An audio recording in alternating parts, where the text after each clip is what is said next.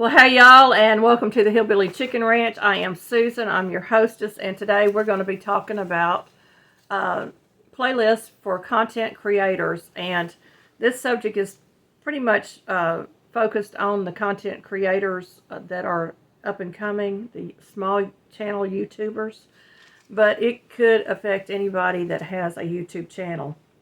And I have seen some of this stuff on bigger channels and smaller channels. So y'all, we all make mistakes along the way, and I'm going to talk about things that I have seen personally, or things that affected my channel, and things that I realized I was doing wrong. So, and things that I was doing right. So don't get me wrong there. But when you're setting up a playlist, you want to have a subject in mind, or multiple subjects in mind, but subjects that would be related. You don't want to put something out that is not related in a playlist, unless it's a play all playlist, because then they're going to expect you to put a little bit of everything on your channel in that playlist. You want to make sure that the videos that you're putting into your playlist are actually your videos and not another content creator's videos. And the reason I say this is I have mistakenly put videos into my playlist thinking I was putting it into a private playlist. And if you have a small children or teenagers at home, they get on your computer or laptops, and they might be looking at YouTube, and they may be putting stuff in your playlist unbeknownst to you by accident. I'm not going to say they do it purposely, but by accident. And then someone's coming along and they're playing your playlist, and all of a sudden you got Joe Schmo over here in your playlist, and you're like, I don't even know who Joe Schmo is, or it might be somebody that you were wanting to watch and you didn't put it in your watch later list. You can actually create playlists of videos that you want to watch of other content creators that you're interested in and put it on your watch later list.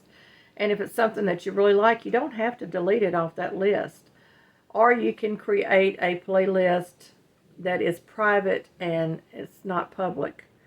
All your playlists, though, that of your videos should be public playlists.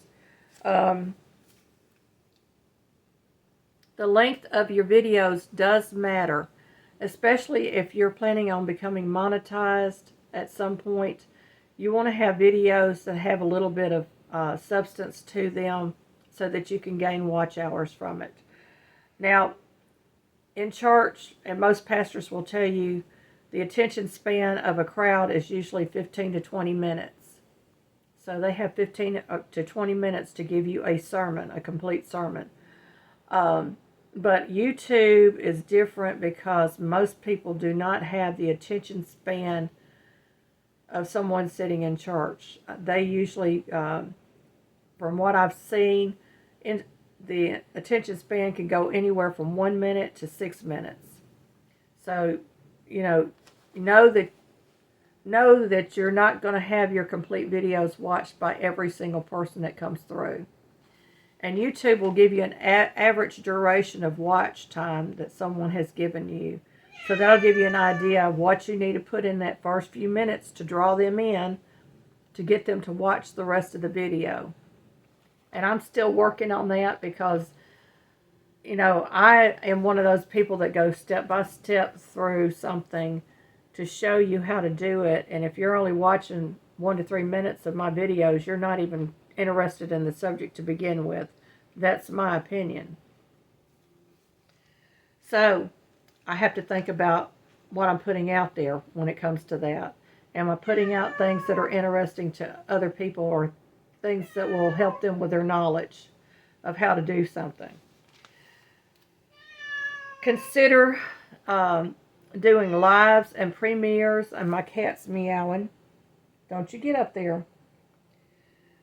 The lives and the premieres will gain you watch hours, because what it does is it tells people that you're going to be out there and you're going to be actively involved in the conversation with these people that come to your live or your premiere. And you can gain a lot of watch hours in an hour's time, or a few minutes time, whatever you put out there. Most lives I have seen are usually 1 to 3 hours, and I can tell you that there really is no difference. If you do it for 3 hours or 1 hour, you're still going to get the same amount of watch hours. Very rarely will you get more watch hours. It would actually have to be hundreds of people or thousands of people watching your channel for you to really jump in watch hours. So, my average for a live has been anywhere from 10 hours to about 30 hours. So you're not going to gain a lot of watch hours, but you will gain more than you would if you just put a video out there and have to wait over time for that video to gain the watch hours. Because I've seen videos that I've put out gain lots of watch hours over time.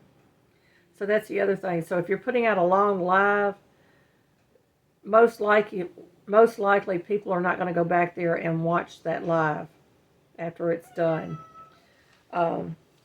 So you want to take those things into consideration. Shorts, on the other hand, they're cute. Most of them are really cute little shorts. But I'm really contemplating, am I going to continue to do shorts on Saturday and Sunday? Because, yes, you gain friends through the shorts, but do they come back to your channel and actually watch whole videos? And YouTube is not being very sweet to us, because we have to have at least 1 million watch hours in shorts in order to get monetization from those shorts. So we're not even going to get monetized from them for a very long time. So that's something to think about if you're planning on doing shorts. And I would say, if you're going to do shorts, don't do them every day, but sprinkle them in. The same thing with your lives and your premieres. Don't do them every day. Sprinkle them in, or have a set day and time that you're going to release these videos, because people are going to be more apt to come if they know the time and the day that you're going to do them on. You could make a playlist that says play all, but your videos that are on your home page, if you look at the top, it says play all above the string of videos anyway. So why waste a playlist title when all they have to do is press that and it'll play all the videos? And you want to make sure that your playlists are reasonable in length, because most people do not have a week that they can sit there and watch every video that you put out. So you want to do smaller increment videos, like 5-hour videos, 10-hour videos, 20-hour videos, and I really wouldn't go past that unless you have a great following that will sit there and watch 30 to 40 hours of videos. And your playlists are to help you to gain the watch hour, so you want to make them as appealing as possible to get people to watch your videos. And make sure that you have a home for every single video that you put out. In other words, if I'm putting out a short, it's going to go into the shorts video. If I have my camera turned like it is now, it will not go into the shorts that's at the top of your home page. You will have to have another place for that. And if you're putting out videos, and you need to know the topics, in other words, your files. What file is your playlist? Your playlist title is the file name. So you're going to have to know where that video is going to fit into your channel before you put it out. When I first started, I wasn't sure exactly what direction my channel was going to go in. And I knew that it was going to be focused on, living with chickens, turkeys, and ducks. and canning was going to be part of it, and I love to do arts and crafts and different things like that, and I wanted to make sure that as I was building my channel up, that I was able to cover things that I wanted to be able to put out there to other people. In other words, I wanted to be very real with them about my life and this situation, because we're giving them little peeks into our life when we do these videos. Any suggestions that y'all might have, whether you're a young YouTuber or one that is seasoned, and things that you have experienced with your playlist and gaining those watch hours and gaining those friends, please leave it in the comments below or email me. My email is always in the description box below, and I would really appreciate it, because y'all, we're all in this game together. We're all trying to get monetized, and the best way for us to get monetized is to help each other out.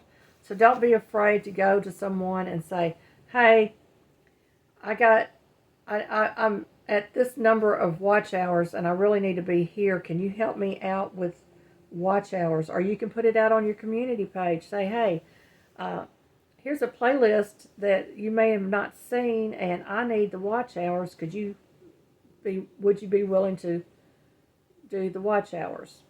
You don't necessarily have to trade watch hours with every content creator. Although the thought behind it is nice, sometimes we just can't do the same amount of watch hours that they want you to do. So the best way for me that I found was to find creators that are struggling to get those watch hours, that are either at the 1K mark or nearing the 1K mark, is to ask the question, how are you on watch hours? And then don't be afraid to just share out videos on your community tab, because that helps the other creator, and it helps you too, because their friends on their list may be different than the friends that you have on your list, and they're going to come over and check out your channel also. So that's just another little tidbit that I have learned through this YouTube experience. Well, I thank you for watching. I've kept you long enough, and I hope that you've gained some knowledge in this. May you be fully blessed.